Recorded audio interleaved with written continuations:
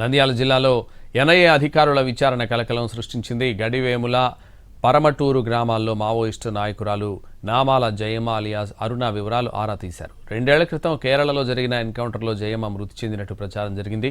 ఈ క్రమంలో జయమ్మ తల్లిదండ్రులు, బంధువులను ఎన్ఐఏ అధికారులు ప్రశ్నించారు.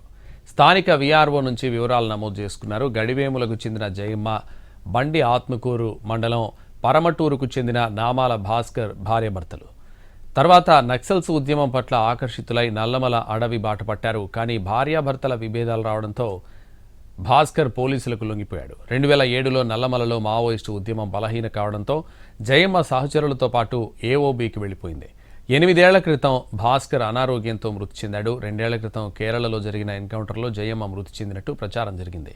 అప్పట్లో ఈమె మృతిని కేరళ ప్రభుత్వంతో పాటు మావోయిస్టు పార్టీ కూడా నిర్ధారించింది. అయితే తల్లిదండ్రులకు సమాచారాన్ని అందించినా వారు స్పందించలేదు. ఇప్పుడు ఎన్ఐఏ అధికారులు వెళ్లడంతో జయమ్మ జీవించి ఉందనే సందేహం స్థానికుల్లో వ్యక్తమవుతోంది.